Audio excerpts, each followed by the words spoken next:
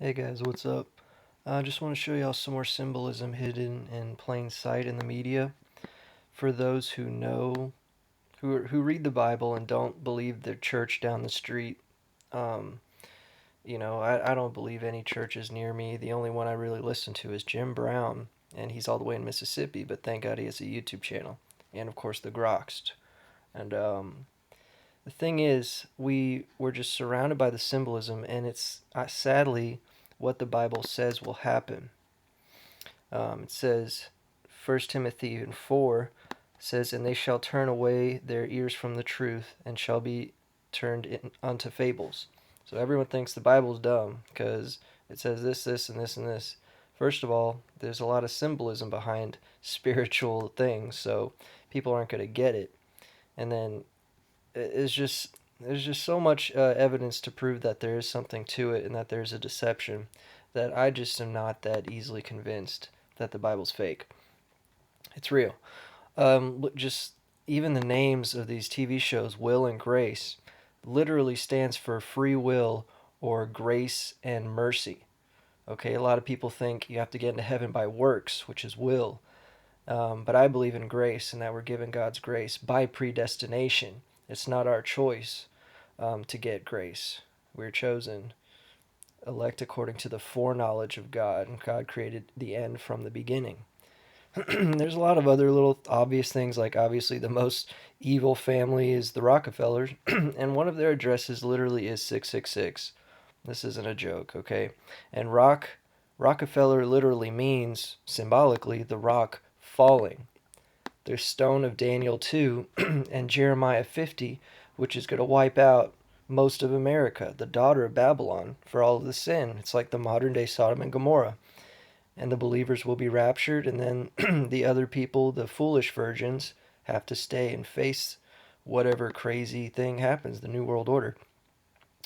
And I live in Texas, so if you know anything about football, there had always been a long rivalry between Texas Longhorns and Texas A&M, the Aggies. Well, another name for Aggies another name for Texas A&M is TAMU, Tamu versus the Longhorns. What does that remind you of? Tammuz. In the Bible, God specifically said, "Do not worship Tammuz." And guess when his birthday was? December 25th. So it's like the devil going against the devil because if you choose either side, it's still a corrupt system. Um, but anyway, it's just right in our faces. I mean, I'm not saying football players are satanic. I'm saying it's the world system distracting you, and that's part of the devil is to just make you distracted and not search for truth. Just kill time with Super Bowl and beer.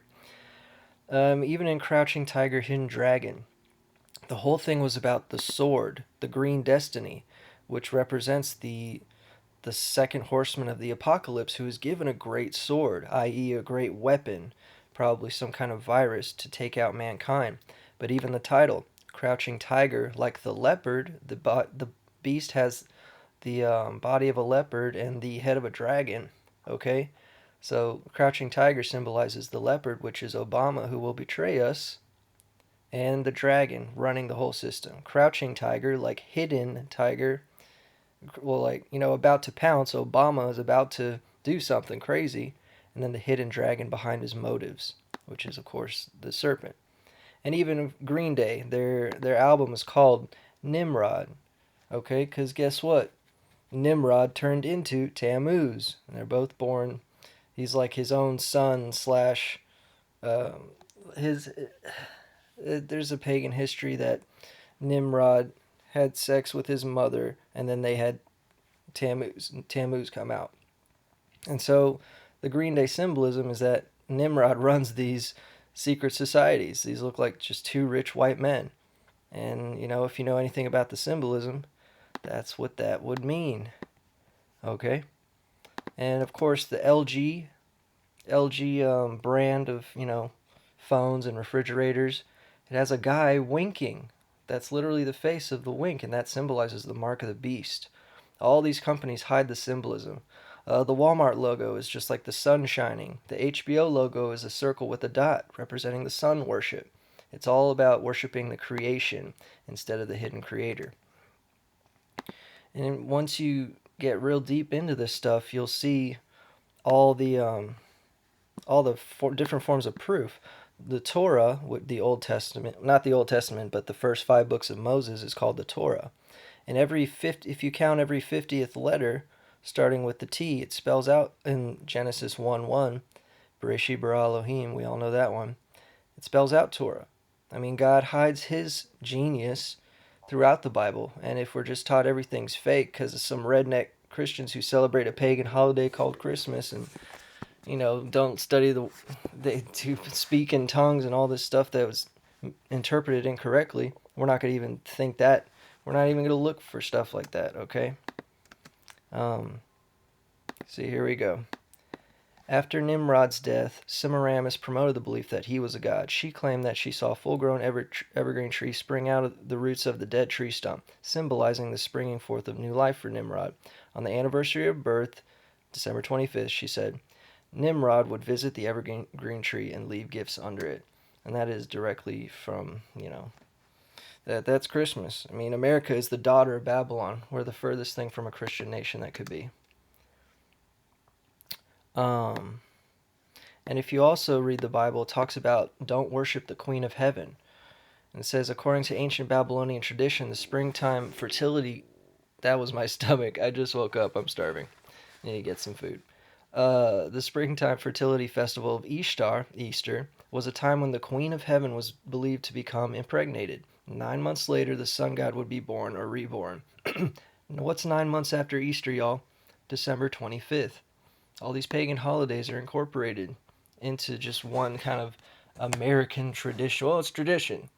Who gives a crap? You know what else is a tradition? Lynching black people if you're, lived in Mississippi in the 30s. It just doesn't make sense. That's some gematria. We'll go into that later. You need to get this book. It teaches you the real American history. I love Paul Revere, whether he wrote or not, by Richard Shankman. Talks even American history is a lie. Like why everything is just propaganda, okay? God says in Leviticus 18, therefore shall ye keep mine ordinance, that ye commit not any one of these abominable customs which were committed before you, and that ye defile not yourselves therein. I am the Lord your God. These customs are exactly what we're incorporating into our society today. And if we say, oh, well, my grandpa did it and her mom did it and they did it, that's nice. Well, you walk off a cliff too if they do that. It says, Jeremiah 17, thus saith the Lord, cursed be the man that trusteth in man. Y'all are just trusting the TV, the people, even the wrong kinds of history. Well, I have a lot of books. What kind of books do you have? What kind of sources does it come from? Go to any encyclopedia, it'll say Christmas is from Saturnalia. It's the Christ Mass of Roman Catholicism created by Constantine in 325 AD. But no, that's just too hard to Google, I guess.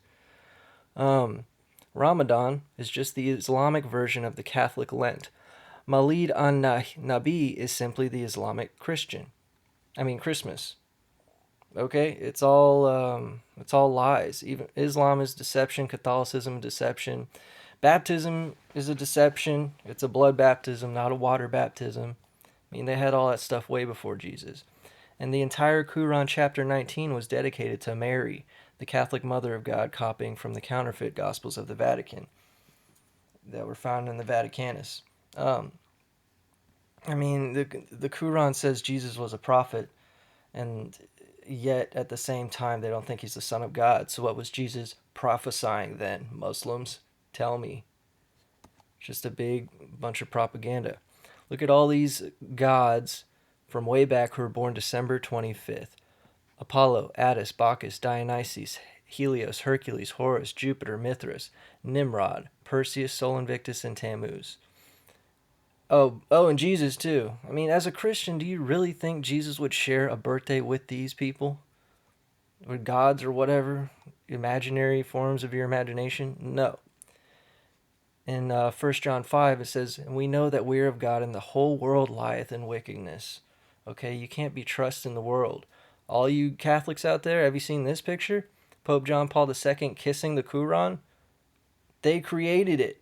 Islam was meant Here, ex-Jesuit priest Alberto Rivera testified that the Vatican helped establish Islam to eliminate both the Jews who are in Jerusalem — the Pope longs to sit on the throne of Christ in the Temple of Jerusalem — and the true Christians who rejected Roman Catholicism. It was perfect. I mean, it was a complete deception. And all the crescent moon and all that, it was already around before Islam. Islam only kept that and said, "Oh, that's Islam now." It's complete BS. And now, lastly, let's talk a little bit about Valentine's Day. Um, Emperor Claudius II executed two men, both named Valentine, on February 14th in different years in the 3rd century AD. Their martyrdom was honored by the Catholic Church with the celebration of St. Valentine's Day. Later, Pope Gelasius I muddled things in the 5th century by combining St. Valentine's Day with Lupercalia to expel the pagan rituals, but the festival was more of a theatrical interpretation of what it had once been. Lenski asked, "It was a little more of a drunken revel, but the Christians put clothes back on it. They didn't stop the Catholics. They didn't stop it from being a day of fertility and love." Around the same time, the Normans celebrated Gallatin's Day. Gallatin meant lover of women. That was likely confused with St. Valentine's Day at some point, in part because they sound alike. It's all just, oh well, it's all historically there. We just don't give a crap. From February 13th to 14th, the Romans celebrated the feast of Lupercalia. The men sacrificed a goat and a dog, then whipped women with the hides of the animals they had just slain. The Roman romantics — that's where the word romantic comes from, is Roman — were drunk. They were naked, says Noah Lenski, a historian at the University of Colorado at Boulder. Young women would actually line up for the men to hit them, Lenski says. They believed this would make them fertile. The brutal feat included a matchmaking lottery in which young men drew the names of women from a jar. The couple would then be coupled up for the duration of the festival, or longer if the match was right. And then that other part that I just read. So yeah, it's all a big deception. Valentine's Day is another Roman Catholic excuse for being a pagan, pretty much. So I'm not saying don't love your wives. I'm just saying know where you're getting these festivals from. And as a real Christian, are you really gonna honestly tell yourself it's okay if it came from the same system that falsely created Qumran to kill real Christians? Just add it up on your own. My birth chart says this is what I do. This is how I live life, is exposing deception. Maybe your birth chart says you just, you love anything because other people love it. And if that's the case, I'm glad we don't live in Nazi Germany. Have a good one.